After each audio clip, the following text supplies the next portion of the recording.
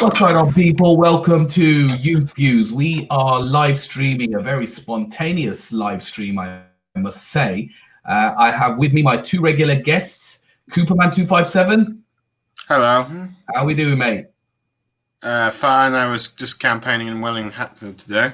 The ever campaigning Cooper257. He is joined by long-standing friend Guy Lucas Barner. How we doing, mate? Yeah, very good. Quite angry at what Jacob Rees Mogg has said today, but we'll get on to that. Let's just get straight into it, because this is why we've decided to spontaneously live stream today, because we understand from what the mainstream media news outlets have reported that there has been quite some controversial comments that Mr. Rees Mogg, who, let's remind our viewers, is the leader of the House, well-known cabinet member of the Boris Johnson government, basically the mouthpiece of the government in the House of Commons. Very, very highly responsible position. And on an LBC radio program, Mr. Rees Mogg was quoted, and I will try and bring the screen on for everybody to see. Where are we? Here we go. In an interview with LBC, Conservative MP Jacob Rees Mogg claims that had he been in the Grenfell Tower, he would have been able to survive by ignoring the fire brigade's advice. I mean, basically, what Mr. Rees Mogg has been interpreted as saying, and I believe he did apologise some time after, is that they who passed away in the Grenfell fire that took place in 2017 were basically lacking common sense, and that's why they basically passed away. Guy. Yes. I mean, you must be appalled by what you've heard today. I mean, look, Jacob Rees Mogg is one of the most horrible men on this planet, and I don't say that lightly. And I think most recently, after what you just mentioned, he showed his true colours. He remarked live on LBC that the victims of the Grenfell disaster lacked common sense, claiming he would have been clever enough to escape the fire by not listening to the firemen. While the families of those who are dead still mourn their loved ones, who they lost in this tragedy, a stuck-up, rich, posh boy twat uses his platform to insult them and claim that he is better than them. What is more contemptuous than a man of a government who has not taken measures to prevent this disaster happening again, slandering dead people who were lost so horrifically? The man has no heart, and he should resign immediately. Cooper, I want to just bring you in at this point. Yeah. When I was discussing this with my family at home, one of my family members said, "Is he stupid? We're right in the middle of an election campaign." I'll put that question to you, my friend. Well, who knows, to be honest. I mean, if it was something like, it really depends, because if someone in Labour said this, then yeah, that would probably be, a bit of a downside. I mean, it's one of the reasons why I'm very wary of having Chris Williamson back in the party, because that guy is a whole, dumpster fire of controversy, but let's see for the upcoming general election. But yeah. Anyway, I mean, we're not going to. No. It's not about Chris Williamson. I mean, I'm moving back to the topic. Relax. He's a government minister, Cooper. Yeah, I know. Let me finish what I was going to say. But yeah, someone like this, you shouldn't really be saying during an election campaign. Though, granted, I do wonder if this will really affect the Conservatives much, partly due to the fact that you remember, it's because some of the this will probably upset most. This will probably be annoying most moderate Tories, like One Nations. let's see, One Nation Conservatives. I suppose the more Cameronites, I suppose they would be a bit, the ones that would be moving to the Lib Dems. I doubt that they're fine this thing. However, I feel like the more Brexiteer or the more Mogmentum like fans won't really care what he has just said, because they generally just agree with him on mostly all the policies of the stuff he says, like on gay marriage. It's kind of like how Donald Trump once said, I could shoot someone in the audience and you'd still vote for me. So Yeah. sure, well, I'm pretty certain for most left-winger, centrist and even moderate right-wingers, I'm not sure about the more, Brexiteer hard right-wingers would care that much, to be honest. Yeah, I think the thing is the word that we need to maybe mention here is the sense of entitlement, that actually these individuals haven't got a care of thought for anybody that may be offended, because the level of arrogance they have is that actually we're going to win this election and it's a given.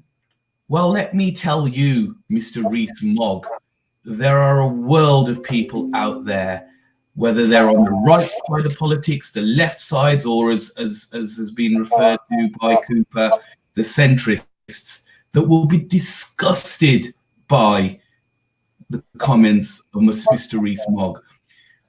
I just want to move this on a little bit because we're not streaming for very long today. And you would think that the Conservative Party should be appalled and outraged by Mr. Rees Mogg's comments today. According to this, go on. All right, go on. However, we find then later when a Tory MP, I believe Mr. Andrew Bridgen, is now the leader of the ERG. I've got a link here. Bring that screen up for us then? Do you want to bring that screen up for us, Cooper, while we're introducing it? Let me bring this one down. If you can bring that screen up, I'll add it. Okay, here we go. So Andrew Bridgen, who I believe is the chair of the ERG now. Am I correct when I say that, guys? Or I'm not sure. I don't really. I don't know much about the ERG except for the diehard Brexiters and the Tory party. If he's not the chair, then he's certainly one of the main guys of the ERG. Andrew Bridgen then was later spoken to about this.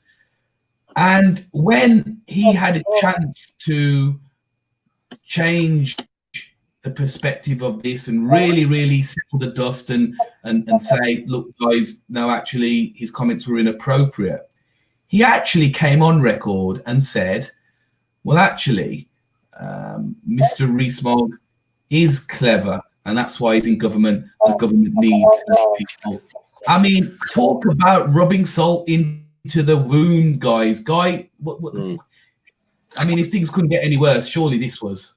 I mean, if these people had any heart, they would have come on, his colleagues would have come on, and they would have apologised unreservedly for the complete disregard he showed to both the families of the Grenfell tragedy, but also our society who were outraged at this tragedy and the fact that it was allowed to happen.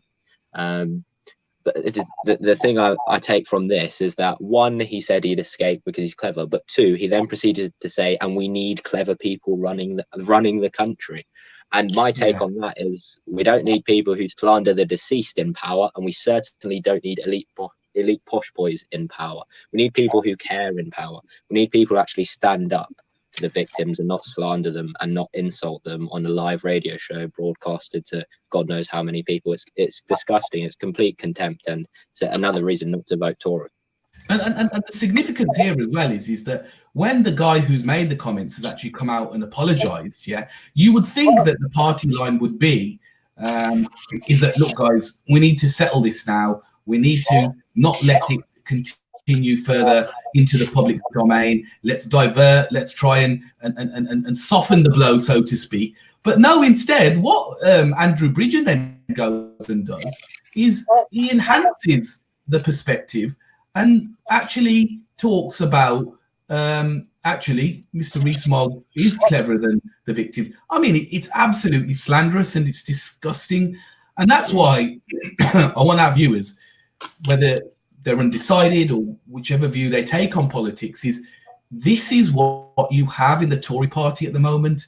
You have a takeover of right-wing extremists who do not give a shit about the poor, who do not give a shit about the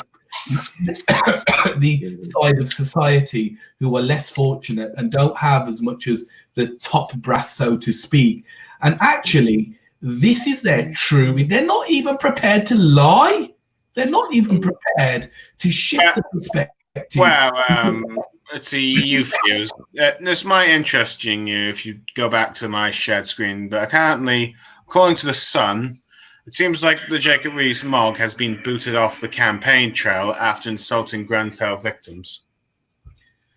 Well, I've not seen any Tories out campaigning. Let's see. Granted, I'm not sure. This is an article from The Sun, so take it for a grain of salt, I suppose. But let's see. Excuse me. Those who stayed, I was unclear. Let's see. But senior Tory celebrity would be sidelined from the campaign in case he was targeted by rivals. Let's see. So who knows? Well, it is in The Sun, as you say, Cooper. So we have to, as you say, take it with a pinch of salt. But there absolutely has to be some reaction. And Guy, what if this was some? Let's say this was Keir Starmer making this statement. What would the reaction be? If it was someone from Labour, someone from any of the opposition parties, every Tory would have been up in arms, condemning it and calling it out. And it's the hypocrisy that they're not willing to call something out when it's wrong, just because it's in their own movement. And, you know, as we've just seen in that article, he's been taken off the campaign trail. I'd not put him on the campaign trail in the first place, because he's just completely out of touch with our society, but he's been taken off. And hopefully some of his Tory colleagues will now come out and condemn him. And I think Jacob Rees Mogg has two options here. Either he resigns, or he takes a time machine back to the Victorian era and stays there, because that's where his views belong. Actually, do we actually want Jacob Rees Mogg, with all the future knowledge he has, to go back to the Victorian era and influence its decisions? Well, I want him anywhere but our society. That's what I can say. Let's see. Well, how about we just shove him off on an island and then be done with it? But we have kind of politics, Cooper. But yes, I take your joke on board. I mean, listen, guys, let's be honest here. The mainstream medias are going to wrap this up very quickly, and they'll quickly divert the attention elsewhere. Just like, and I'm gonna drop this on you guys without any notice. But do you remember? I'm gonna just bring it on the screen now. Do you remember when this happened? Yes. MP Markfield accused of assaulting Greenpeace activists. Oh yeah. Not being talked about so much, is it, these days, guys? Does anybody even remember what happened there? Because mainstream media channels are still are not talking about this anymore. So you see, these are examples, guys, and I want to appeal to our viewers out there, our neutral viewers, our viewers who take a side on these kind of things, that this is what will happen to this. As outrageous as what you see on your screen at the moment, you will also find that this will disappear very quickly. But we won't let anybody forget this. We will continue to bang the drum that this is what the Tories do. Other dirty tricks that the Tories play, just want to bring this one in finally for you guys, is, Cooper, do you want to lead on this one? Let's talk about the Full Factor Channel 4, the thing that came on Channel 4 today. I'll screen share it so everybody can see. But if you want to start talking about what I'm referring to in respect of what the Tories are doing in media manipulation.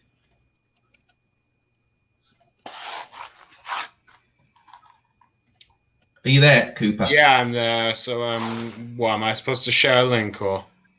No. I just wanted you to introduce it, but no problem. If I can do that if you want to. Okay. Let's see. But all right. So, what is it that you need to show me? Okay, so it's on the screen now, guys. Basically, this was featured on Channel 4. Now, Full Fact. Yes. Let's see. Tweet in which, let's see, when Keir Starmer went early on Good Morning Britain to explain the Labour Party policy, he answered it, but the Conservatives, let's see, did a video editing and looked like he had no idea what he was saying. had no answer to Piers Morgan's question, which, funny enough, they were called out on by quite a bit of the media. I think Channel 4. That's right. Channel 4 featured this, and they actually featured Full Fact. Now, Full Fact, if anybody wants to know a little bit about them, follow them on Twitter at Full Fact. You'll see they're followed by 112k followers, so they're not a small outfit by any stretch of the imagination. And what they do, they're an excellent outfit. I must say, they on the Labour side of politics and on the Conservative side, they've been responsible for pulling up a whole load of facts that have been quoted that are not correct. And there was two that they picked up in particular. They were talking about, first of all, the Brexit, the period of time that they would be using to agree the economic relationship after the deal is through, and whether it could be extended or not. And he said on the radio this morning, Gove, that it couldn't be. But then actually, what Full Fact went and did is they went and looked at the actual working agreement, and they found that it could be extended longer. So that was one fact they found. But the other thing was what you can see on your screen now is where they basically picked up this interview that Good Morning Britain had done with Keir Starmer and bodged it all around and to make it look like that there was a gap of silence and confusion after they were asking him a question about Labour's Brexit position. Guy, did you catch this interview by any chance? Or have you seen it? I watched the original interview in its entirety, and then when I was kind of on Twitter later, I was on Twitter later scrolling through, and I saw this video by the Conservatives, and I thought, well, why are they putting Keir Starmer up on Twitter explaining our clear Brexit policy of a credible deal put to the people against Remain on their Twitter profile? Why are they promoting such a great policy that's going down so well on the doorstep? And what we actually saw is they manufactured the video, they chopped and changed the clips to make it look like Keir Starmer had no answer at the end, but he answered instantly when I watched it earlier. Absolutely. It's manipulation. They're manipulating voters because they know our Brexit policy is working on the doorstep. They're running a shocking campaign, and it's going to come back to bite them. Yeah, and this is, we were talking about this on the previous stream about actually how the introduction of the Tory campaign looks really, really quiet and kind of lacking potency. And you may remember I said that, listen, don't rule out the Tories are running an American-style dirty campaign now. This is exactly what happened in America with Trump versus Clinton. Is that it's all online based. They're not like people on the left or the Labour Party where their strengths are on the doorstep and changing people through human normal interaction. They're all about. They're media companies. You remember the Cambridge Analytica scandal? They're all about targeted online filth, and that's all we can call it. It's filth. It's lies. It's slander, and this is a great example. And they've been caught red-handed. And I tell you something. Big up to Full Fact. I would urge all of our viewers to follow this account because it's absolutely brilliant in finding where certain individuals or organizations have tried to either manipulate things or use loopholes. So, Full Fact, you got a free plug from us. So that's what I wanted to just end on. Let's just be really, really clear, Guy. I'm going to give it to you. You've got 30 seconds, only 30 seconds, to explain Labour's policy on Brexit so our viewers are clear. Labour's policy on Brexit is extremely simple. We negotiate a credible deal in the first 3 months of government, and by the 6th month, we've put it back to the people in a referendum versus Remain. If you're a Leave voter, you have a chance to vote for a deal that will protect jobs, protect the economy, protect environmental regulations, and protect your workers' rights. If you're a Remainer, you have the option to vote again. But this is about taking power away from politicians and giving it to the people. We're the only party willing to take a stand, willing to have integrity, and willing to give everyone a fair option. There you go, guys. As clear as day. So no need to worry about the clips that the Conservative Party will manipulate and put out. That is as clear as day. I got it. I think you guys get it. There's nothing really complicated about that. There you have it. Listen, guys, let's just end on that note. I wanted it to be a really, really quick stream. We've gone into 20 minutes. So I want to thank you guys for coming on at short notice. Guys, just stay in touch with us. We want to continue with these daily bite-sized sort of videos, because we will be giving you regular election updates. Guy, Cooper, thank you for coming on, and we'll see all of our viewers soon. Finally, don't forget to subscribe to the YouTube channel, to follow us on Twitter at Youthviewz with a Z on the end. And remember, tune in. We're going to be doing lots more of these. Take care, guys. See you soon. Mm-hmm.